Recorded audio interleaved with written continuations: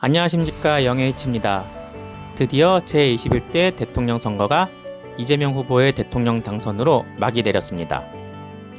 대한민국의 일반 시민의 입장에서 바라본 이번 대선에 대해서 이야기를 해보겠습니다. 2024년 12월 3일 밤 10시 27분 온 국민이 TV 앞에서 믿을 수 없다는 표정으로 화면을 바라보았습니다.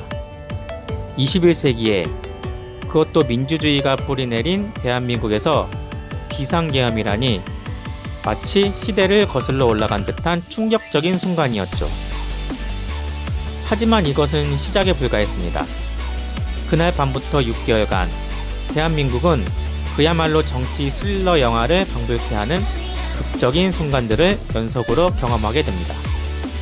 밤새 국회로 달려간 의원들, 거리를 가득 메운 촛불, 그리고 마침내 2025년 6월 3일 헌정사상 최초의 장미 대선까지. 이게 정말 현실이야? 싶을 정도로 드라마틱했던 6개월. 그 이야기를 지금 들려드리겠습니다. 2024년 12월 3일 밤 윤석열 대통령이 갑작스럽게 비상계엄을 선포했습니다. 그 순간 온 나라가 시간이 멈춘 듯 고요해졌죠.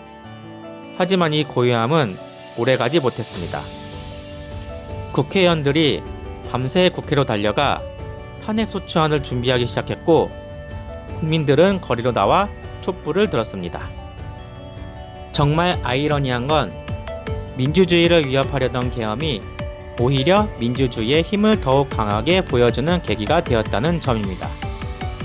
12월 14일 국회는 204표의 찬성으로 탄핵소추안을 가결했고 2025년 4월 4일 헌법재판소는 만장일치로 윤석열 대통령을 파면했습니다. 파면 직후 정치권은 그야말로 대혼란에 빠졌습니다. 국민의힘은 내부 갈등으로 몸살을 앓았고 더불어민주당은 기다렸다는 듯이 이재명을 앞세워 재집권의 기회를 엿보았죠. 특히 흥미로웠던 건 국민의힘 후보 선정 과정이었습니다. 김문수라는 어찌 보면 예상치 못한 인물이 후보로 나선 것이죠.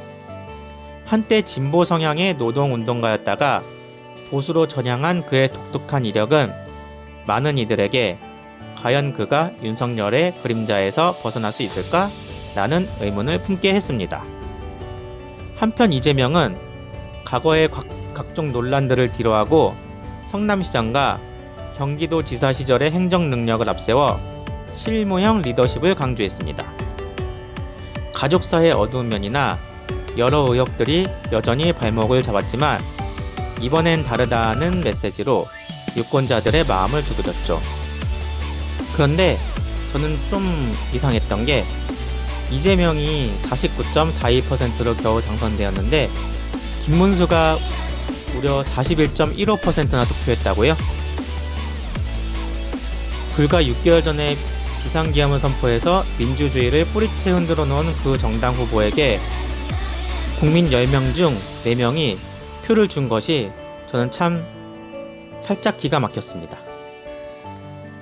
솔직히 조금 화가 난 게 계엄 선포가 뭔지 모르는지, 그날 밤 얼마나 많은 사람들이 무서워했는지, 민주주의가 하루아침에 무너질 뻔했다는 걸 벌써 잊은 건가요? 계엄이 실패해서 별일 없었으니까 괜찮다고요? 이런 생각을 하는 사람들이 있다면 정말 한심하기 그지없습니다. 시도 자체가 문제라는 걸 왜 이해 못하는 건지 모르겠어요. 은행 털려다가 실패했다고 해서 무죄가 되나요? 더 답답한 건 이런 사람들의 논리입니다. 김문수가 뭘 잘못했냐? 걔는 계엄 안 했잖아. 아니, 그 정당 소속이면 공범 아닌가요? 그 정당에서 공천받아 나온 후보를 찍는다는 건 결국 그 정당의 행위를 인정하는 뜻 아닌가요? 또 저는 화가 나는 게 나는 보수니까 무조건 보수 찍어 라는 맹목적 태도입니다. 지나가던 개가 국민의힘 후보로 나와도 찍겠다는 그런 말이 있을 정도니까요. 아니, 그래도 경제는 보수가 잘하잖아. 이런 소리 하는 사람들도 있더라고요. 근데 윤석열이 경제를 잘했나요? 박근혜가 경제를 잘했나요? 이명박은요?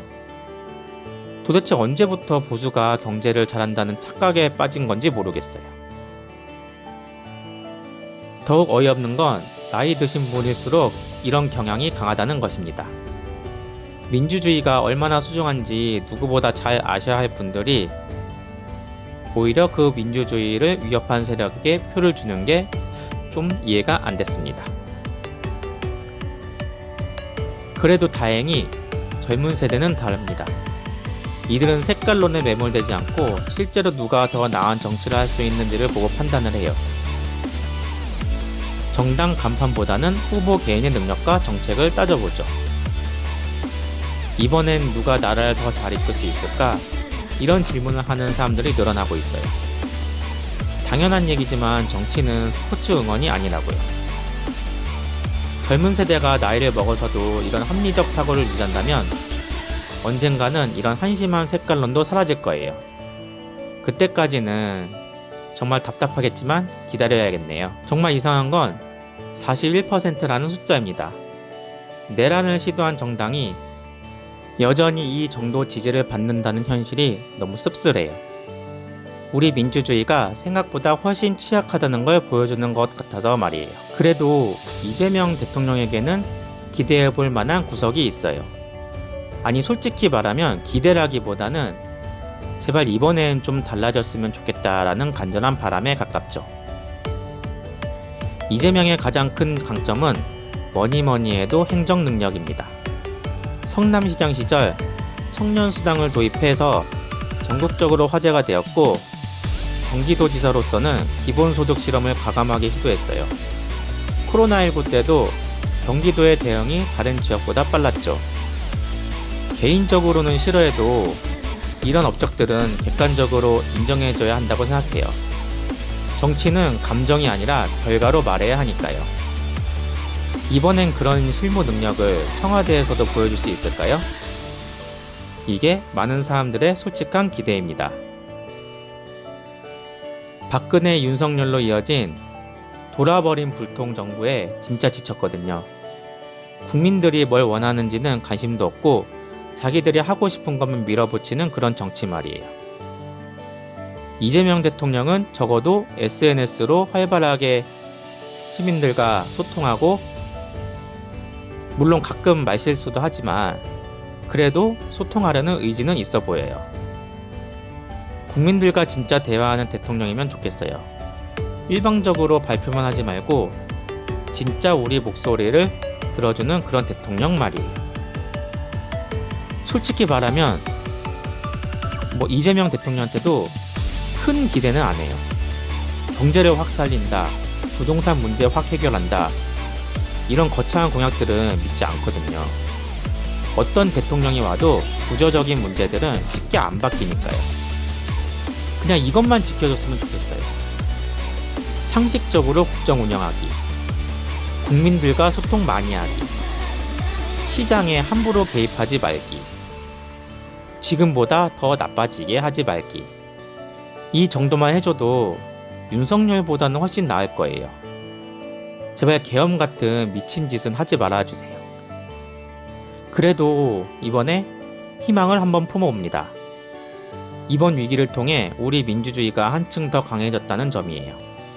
계엄이라는 극한 상황에서도 헌법이 제대로 작동했고 평화로운 정권 교체가 이루어졌거든요.